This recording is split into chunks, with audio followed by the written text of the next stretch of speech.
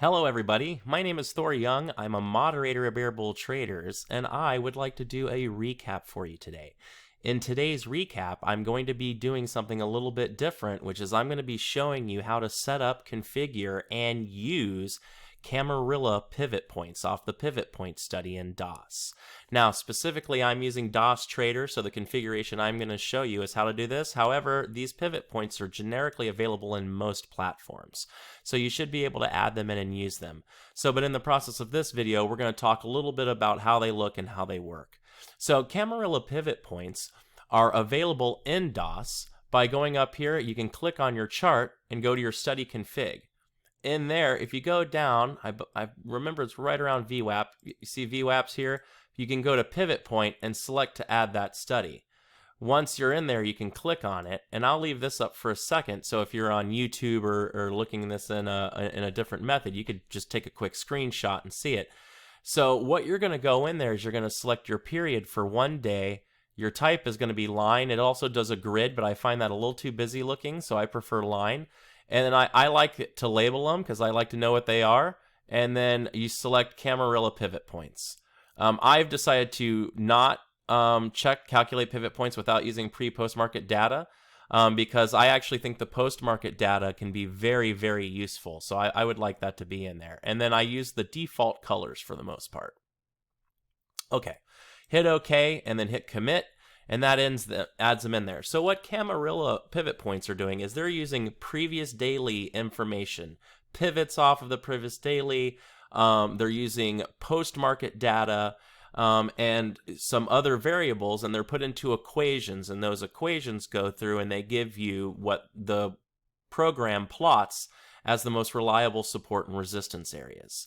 And what it does is it gives you four resistance areas above, and then 4 support areas below, and they'll be labeled, as you can see, as S1, S2, S3, R1, R2, R3, and so on. Right? R meaning resistance, support meaning, S meaning support. So as you can see here on Twitter, I was trading, and you can see Twitter sold off here and came right down to S1 and banged it pretty heavy. So it came up here, made a new high, which was a new 5-minute high. So I went ahead and went long with the loss of the low of day.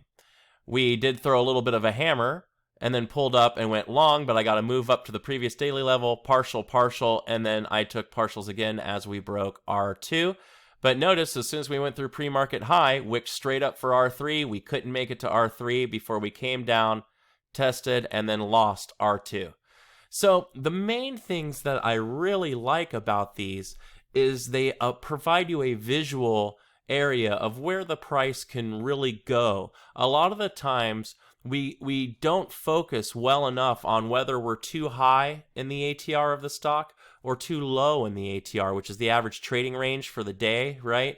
And with this, I think once you're getting around R2 or R3, you have to know we're moving up on the price quite a bit here if we're breaking all of these resistance areas.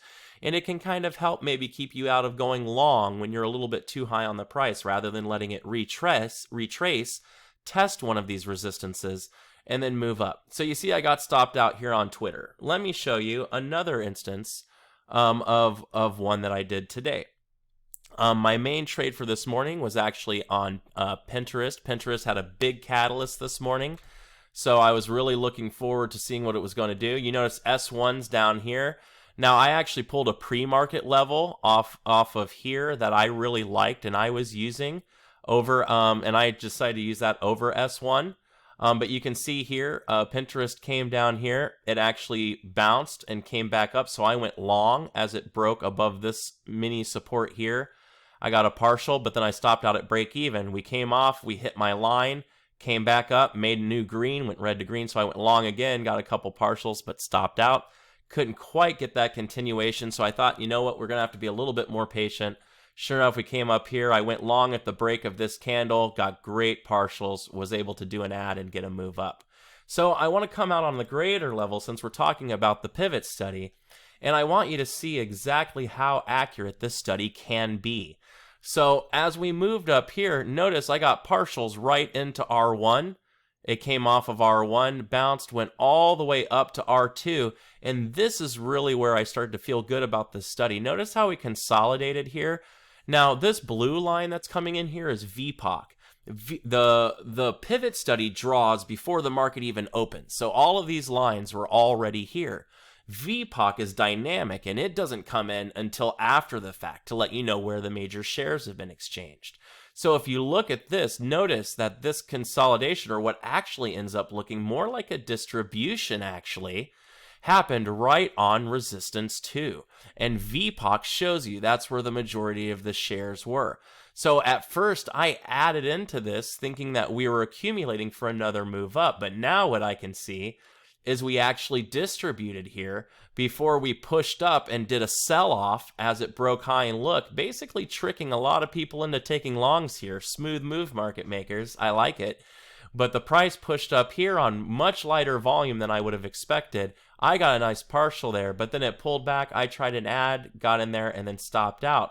But this is a real nice move. But notice, couldn't get anywhere near R3.